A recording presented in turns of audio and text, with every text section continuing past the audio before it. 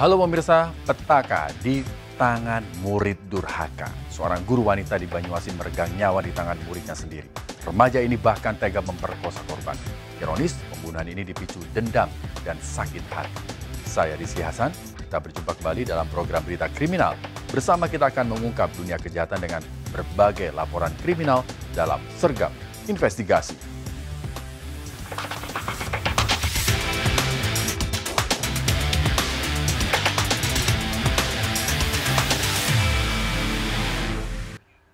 Pemirsa, pembunuhan dan perkosaan guru SD di Banyuasin, Sumatera Selatan menggemparkan warga. Sadis, jasad korban ditemukan dalam ember di rumahnya. Yang mengejutkan, pelakunya ternyata murid korban. Pelaku sakit hati dengan nasihat yang diberikan ibu gurunya. Padahal sebagai pengganti orang tua di sekolah wajar jika memberi nasihat pada muridnya.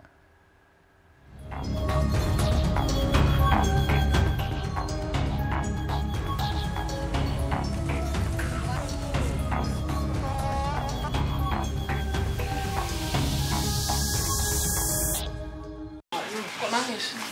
Kau berapa kali masuk sel? Jangan nangis. Kau bisa seumur hidup minimal 25 tahun. Yo, Ar. Ardiansyah, pelaku pemerkosaan dan pembunuhan pada gurunya di Desa Margahayu Muara Telang, Banyuasin, Sumatera Selatan, terus menangis usai ditangkap polisi di rumahnya. Tangis Ardiansyah semakin menjadi saat polisi memberitahu ancaman hukuman yang akan dijalani.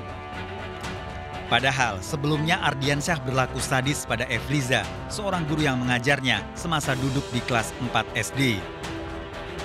Korban yang berusia 50 tahun diperkosa, dianiaya hingga tewas dan mayatnya dimasukkan dalam ember.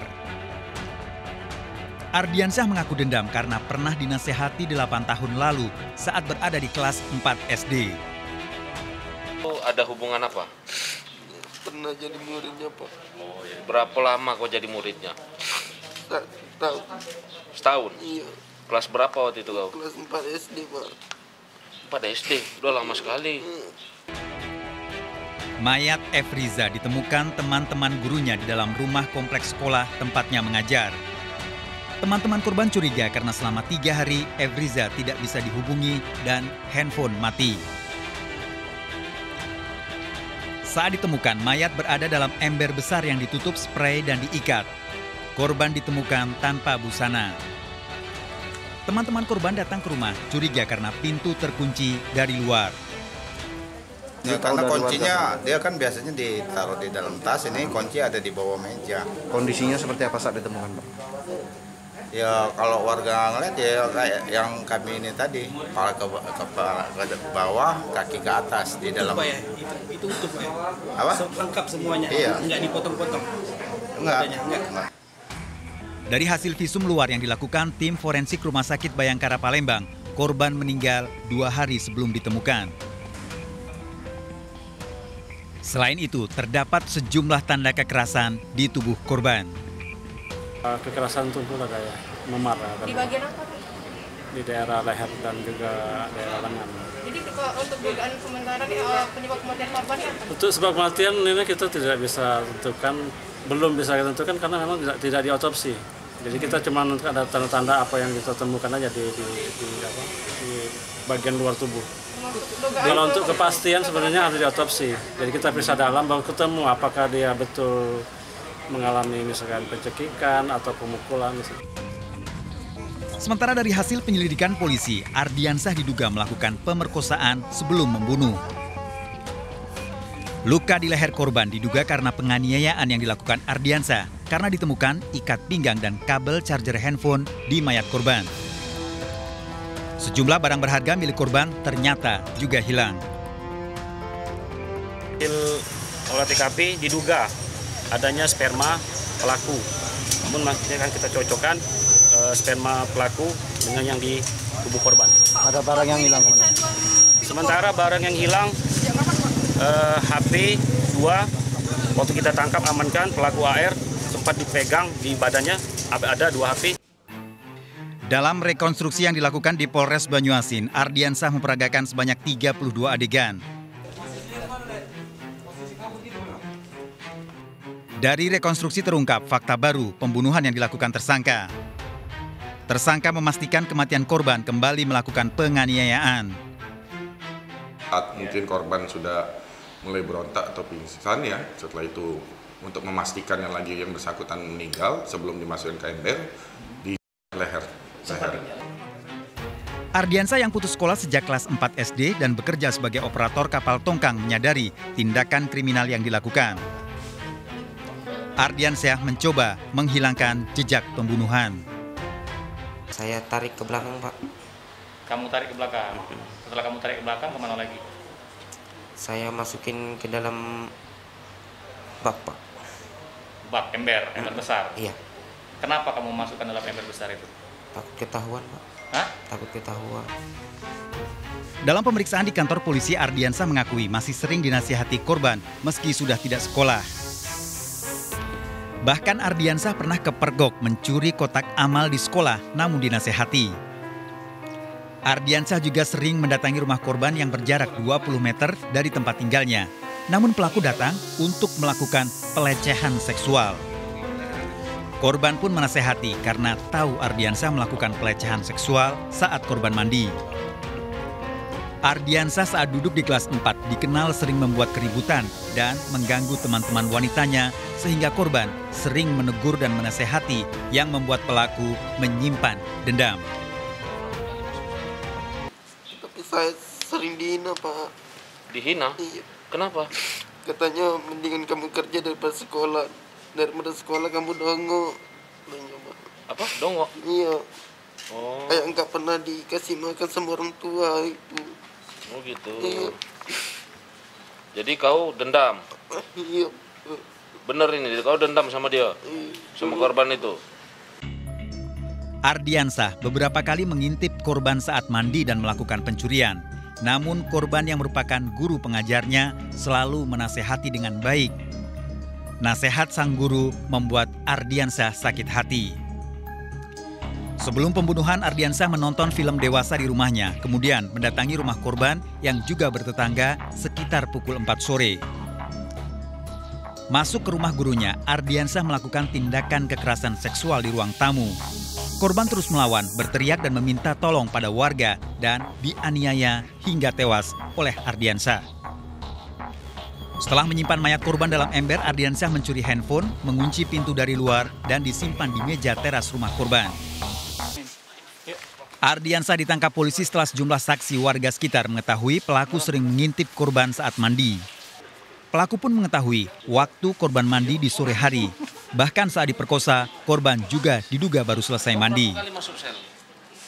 Pada saat penyidik Polsek dan penyidik dari Polres datang di TKP, menginterogasi warga sekitar, ternyata hasil keterangan warga sekitar, ada tetangga korban yang memang sering ngintip korban pada saat mandi. Nah, dari kecurigaan itu, para penyidik menjemputlah tersangka ini. Pelaku pun terbukti melakukan pencurian. Sejumlah barang berharga korban dipegang oleh Ardiansa. Pada saat dijemput, barang bukti handphone 2 biji yang milik korban ternyata ada padanya, sedang digunakan oleh tersangka. Kecocokan tersebut langsung kita bawa tersangkanya ke Polsek untuk diinterogasi.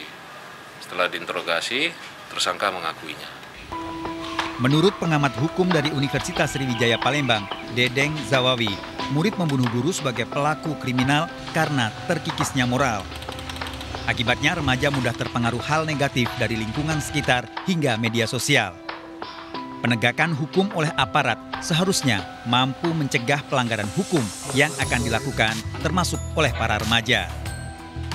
Kalau hukum banyak dilakukan oleh remaja itu, putusan peradilan misalnya yang kasus-kasus yang menimpa anak atau remaja itu sudah dilaksanakan oleh proses peradilan. Nah, namun ini ternyata tidak memberi efek jera. Nah, mengapa demikian? Nah, kalau menurut saya secara kriminalitas itu faktor penyebabnya yang harus ditanggulangi. Minimnya penanaman nilai agama di kalangan remaja, setelah itu menurunnya penanaman nilai-nilai moral, terutama pendidikan di keluarga.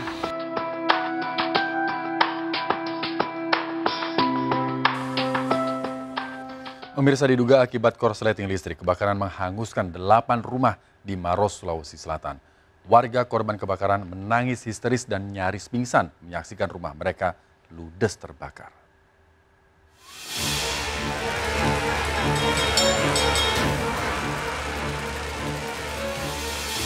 Kobaran api melalap habis sejumlah rumah di permukiman padat penduduk di Jalan Takwa, Kabupaten Maros, Sulawesi Selatan. Warga yang panik berupaya memadamkan api dengan alat seadanya. Kencangnya angin membuat api sulit dipadamkan. Pemilik rumah menangis histeris menyaksikan rumah mereka ludes terbakar. Seorang ibu dan anaknya sempat terjebak di dalam rumah. Sempat ada yang terjebak juga ya Pak? Ada yang terjebak, satu anak kecil dan satu ibunya. Oh, Pak, apinya dari mana Pak? Dari rumah kecil yang di belakang. Penyebab kebakaran diduga akibat korsleting listrik. Api bisa dipadamkan setelah 6 mobil pemadam dikerahkan ke lokasi. Dari Maros, Sulawesi Selatan, Wahyu Ruslan, iNews melaporkan. Pemirsa, seorang anggota kepolisian Polres Subang tewas ditabrak sebuah mobil. Namun pengemudi mobil diduga sengaja menabrak korban karena sebelumnya beradu mulut dengan korban.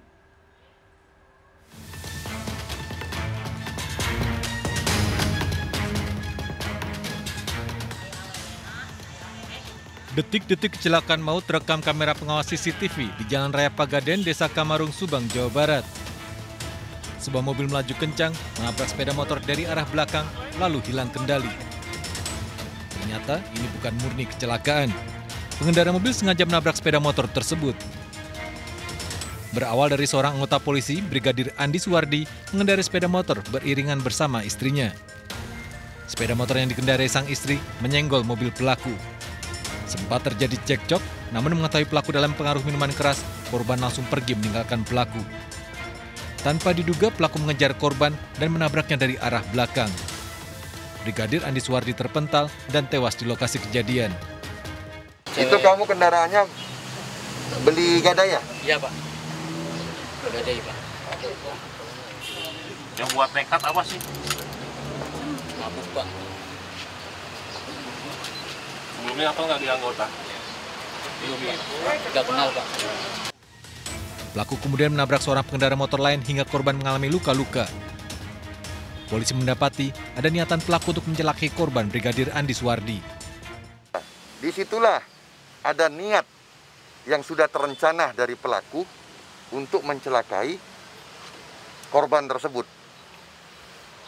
Setelah itu pelaku mengejar korban, ditabraklah dari belakang, sehingga mengakibatkan korban meninggal dunia. Setelah menabrak itu, pelaku mutar balik lagi kendaraannya dan menabrak satu orang lagi yang bernama Asep. Dalam kasus ini, pelaku dijerat pasal pembunuhan berencana dan terancam maksimal hukuman mati atau penjara seumur hidup. Dari Subang, Jawa Barat, Yudi Heriawan Juanda, iNews melaporkan.